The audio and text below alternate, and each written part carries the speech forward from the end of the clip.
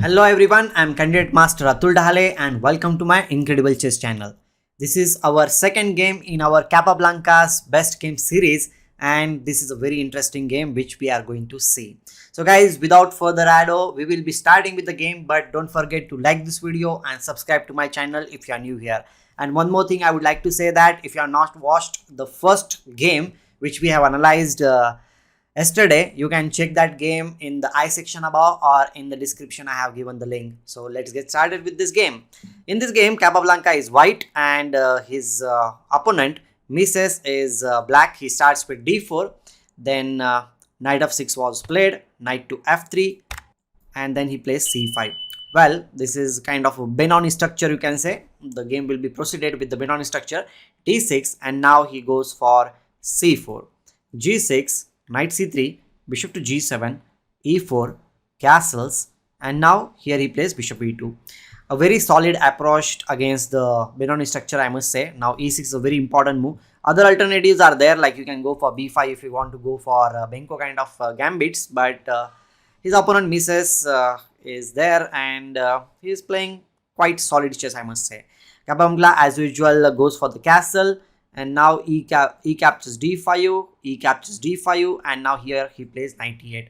Well, to be honest, I feel like here in this position maybe bishop f5 is the move which I will prefer to control this diagonal, and also in future knight e4, rook e8, this kind of ideas are there, and this knight will be coming on d7 square followed by knight e5.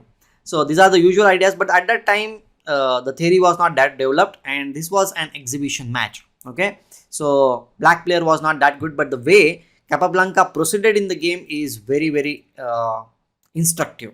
That's why we are going to check this game till the end.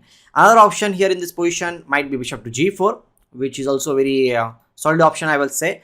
Okay, knight to e8 was played here in this position. He develops the piece with rook e1, bishop to g4. Finally, he gets the bishop out of in the game, and now here in this case he plays knight g5.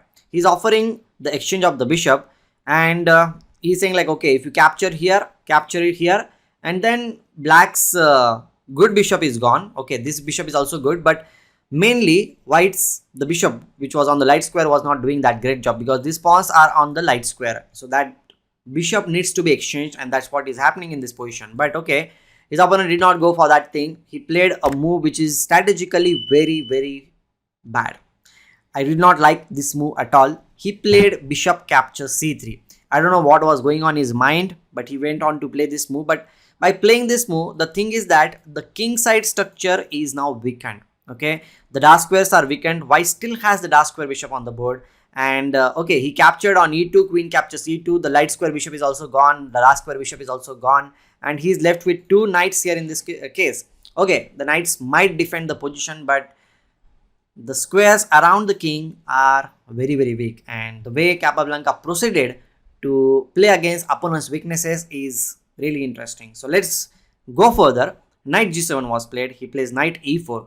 The idea is like, okay, you are attacking here, and also bishop g5 move is a threat, followed by knight to f6 check, or maybe bishop f6. So here opponent plays f6 before Capablanca manages to play bishop g5. Okay, Capablanca says like the d6 is a weakness, I'm going to attack it with bishop to f4, and now the pawn on d6 was supported with knight e8. Everything seems to be normal.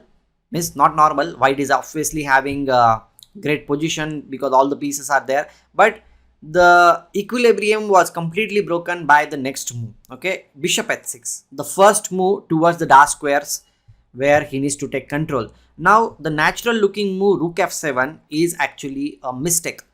You can pause the video and think about it, why it is a mistake. It is a mistake because of knight g5. This is the best move in the position. The point is, if you capture it here, queen will capture the knight on e8, queen captures e8, rook captures e8, and now black cannot really survive because rook f8 is a check and mate.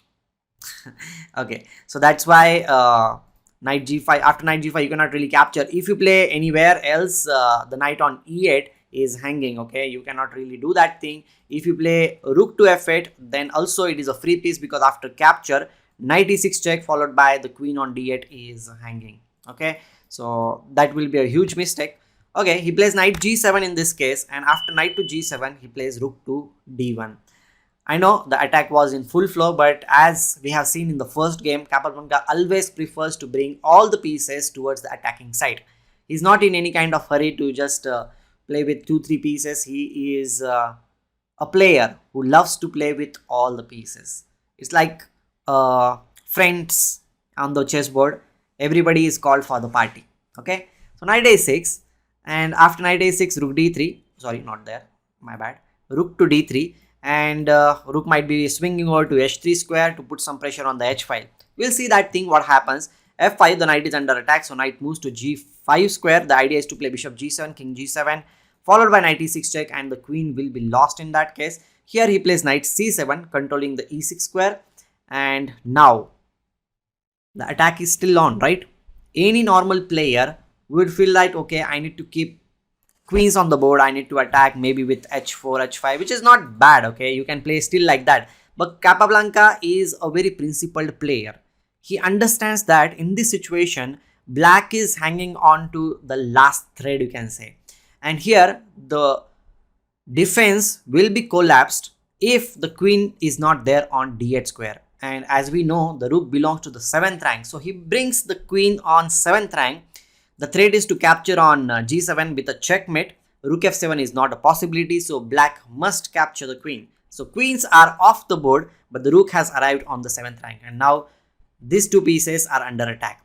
He must play knight c e8, supporting the knight on g7 square, and the piece which was lifted earlier, the rook lift, which is a very important theme, it will be useful now. Rook h3. The idea is quite clear: capture, capture, and then followed by rook into h7. The rook will be coming on the 7th rank. Here he plays f4. Maybe he's trying to do something, but it's all over, you can say. After knight captures g7, bishop captures g7, knight captures g7, rook h7, and the knight is under attack. Knight f5 is played. And now what to do? Well, again, player normally will go for rook into b7, trying to get the pawn or something. But Capablanca is a finisher.